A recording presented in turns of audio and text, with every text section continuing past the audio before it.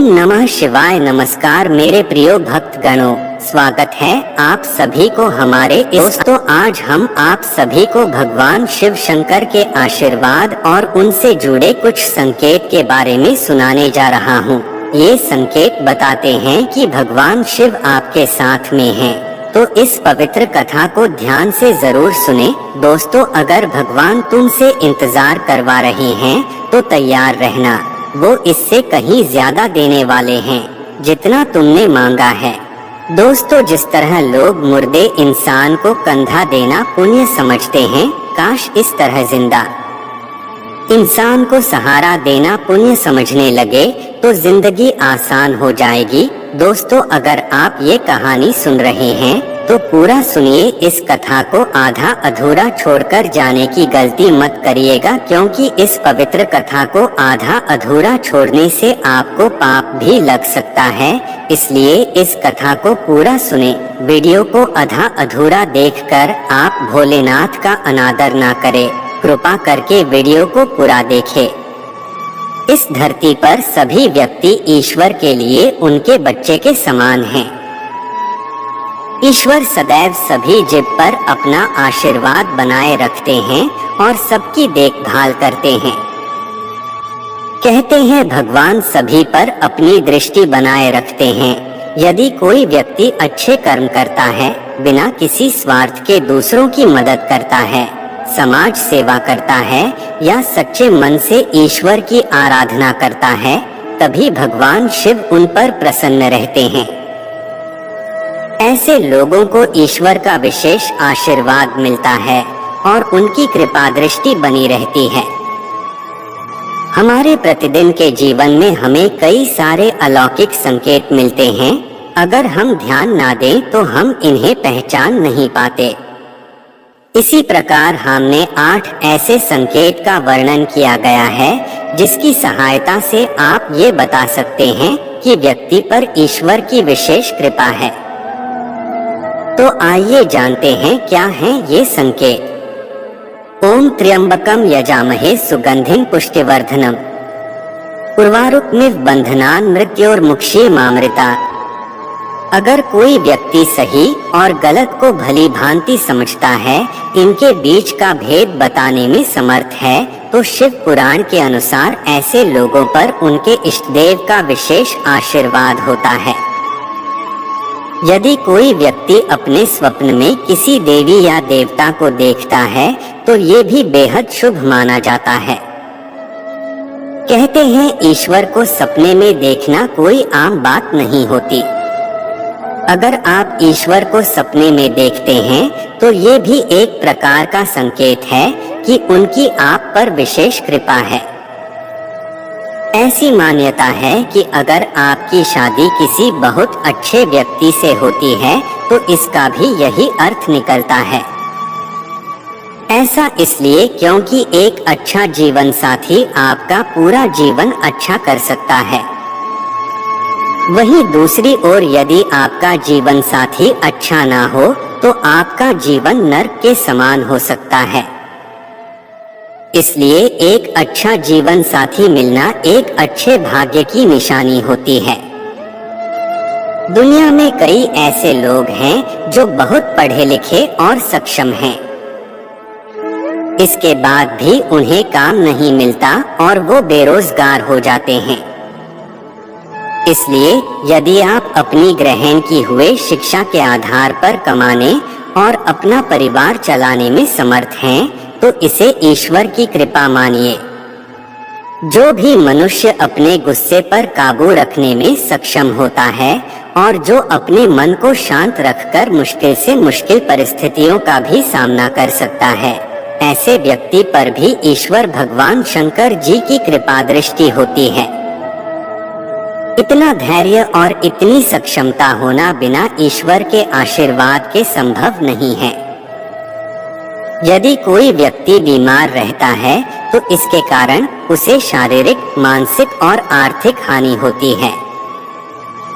इसलिए अच्छा स्वास्थ्य होना भाग्य की बात है। यदि आपका स्वास्थ्य हमेशा अच्छा रहता है या आप कभी गंभीर रूप से बीमार ना होते हो तो ये आपके आपके लिए शुभ संकेत है। इसका मतलब है कि भगवान आपके हित में हैं। आपने शायद देखा होगा, कुछ लोगों के सहज बोध की शक्ति बहुत कमाल की होती है। उन्हें जिस भी चीज का आभास होता है वो चीज सच में घटित हो जाती है। यदि आपको भी ऐसे ही कुछ घटनाओं के होने से पहले ही उनका आभास होने लगता है तो समझ जाइए कि आप पर ईश्वर का हाथ है और वो आपके संकेत देने का प्रयास कर रहे हैं। दोस्तों, आइए देखते हैं भगवान शिव से जुड़े कुछ महत्वपूर्ण संकेत। पहला संकेत है डमरू की धुन सुनाई देना और त्रिशूल का चिन्ह दिखाई देना। महादेव की उपासना में डमरू की धुन सुनाई देने पर ये एक संकेत हो सकता है कि महादेव आपके पास है। आपको त्रिशूल या शिवलिंग के चिन्ह का सपने आना या FIR आपके आसपास में कहीं त्रिशूल का चिन्ह दिखाई देना। दूसरा संकेत है गंगाजल का अनुभव होना। अगर आपको गंगाजल का स्वाद या स्पर्श महसूस होता है या FIR आपको किसी तरह से गंगाजल मिल जाता है तो ये भी एक महादेव सन्निधि का संकेत हो सकता है और आपको शिव जी की कृपा मिल सकता है। तीसरा संकेत है भोलेनाथ के भजन सुनाई देना या फिर मंदिर या शिवलिंग की ओर दृष्टि होना। अचानक से आपके दिमाग में भोलेनाथ के भजन या मंत्रों का उच्चारण शुरू हो जाना या आपके नजदीक एक मंदिर या शिवलिंग हो और आपको उस तरफ आकर्षित होना महादेव की कृपा मिलने का निशानी है। चौथा संकेत है विभिन्न प्रकार के अद्भुत घटनाएं दिखाई देना। दोस्तों, महादेव साथ होने पर आपके जीवन में अद्भुत घटनाएं घटित हो सकती है, जैसे कि प्रकृति से जुड़ी चमत्कारिक और अजीबों के रोचक अनुभव होगा। साथ ही महादेव के साथ होने पर आपको आंतरिक शांति और मानसिक संतुलन का अनुभव हो सकता है। आपको प्रकृति से जुड़ी सुखद और शांत भावना महसूस होती है। पंचवा संकेत है प्रकृति के साथ संवाद। महादेव साथ होने पर आपका व्यक्तित्व प्रकृति के साथ एक प्रकार से संवाद में आता है। आप प्रकृति की सौंदर्य और शक्ति में खो जाते हैं। छठा संकेत है आध्यात्मिक जागरूकता होना। महादेव के साथ होने पर आपका आध्यात्मिक जागरूकता बढ़ सकता है। साथ ही आप अपने जीवन के उद्देश्य और महत्वपूर्ण तत्वों पर विचार करते हैं। महादेव साथ होने पर क्या संकेत देते हैं, आइए एक कहानी से जानते हैं। एक बार की बात है, एक छोटे से गांव में राजू नामक युवक रहता था। वह गरीब था परंतु महेंद्र नामक भगवान शिव के पराये थे। राजू के जीवन में बहुत सारे परिश्रमों और मुश्किलों के बावजूद भी वह कभी भी उम्मीद खोने वाला नहीं था। गांव के लोग उसकी ईमानदारी और मेहनत को देखकर उसे प्यार करते थे। राजू के दिल में एक सपना था कि वह किसानों की मदद करके उनकी समस्याओं का समाधान करेगा। उसका मानना था कि वह महेंद्र के साथ अपने दिल की बातें साझा कर सकता है। एक दिन गांव में एक बड़ा मेला आया। राजू ने यह देखकर सोचा कि यह उसका मौका है अपने सपनों को पूरा करने का। वह आगे बढ़ा और अपने किसान दोस्तों के साथ मिलकर मेले में गया। मेले में बहुत सारी गतिविधियां थीं। वहां पर सभी लोग मजे कर रहे थे, परंतु राजू की नजरें सिर्फ एक विशेष स्थान पर थीं, जहां पर महेंद्र का मंदिर था। राजू ने वहां जाकर ध्यानपूर्वक पूजा की और मन में महेंद्र से अपनी बातें साझा की। मेले के अंत में वह अपने दोस्तों के साथ घर की ओर लौट रहा था। तभी एक अद्वितीय घटना घटी। आकाश में गरज की आवाज सुनाई दी और बिजली चमक उठी। सबकी आंखों के सामने एक अद्वितीय दृश्य उत्पन्न हुआ। महेंद्र भगवान खुद राजू के सामने आए।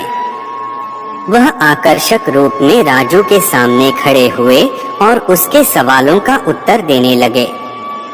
महेंद्र ने राजू की मेहनत, समर्पण और उम्मीद की महत्वपूर्णता को बताया और उसे संजीवनी सार्थक की एक छोटी सी बूंद दी। राजू ने उस बूंद को धरती में डाला और जल से भरपूर फसलों को उसकी मदद से बचाया।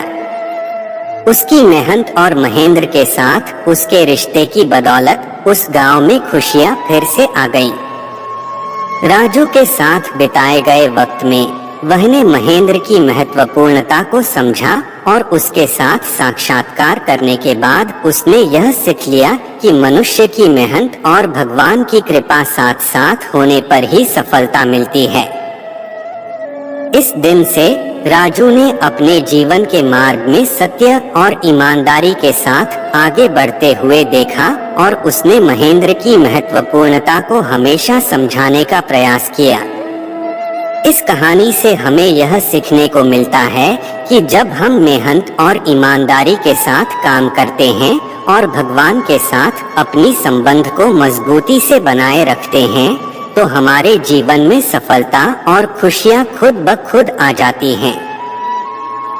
अगर आपको इस वीडियो से कुछ सीखने को मिला है तो इस वीडियो को आपने दोस्तों के पास शेयर करना और चैनल को सब्सक्राइब करके कमेंट सेक्शन में हर हर महादेव लिख देना। जय महाकाल।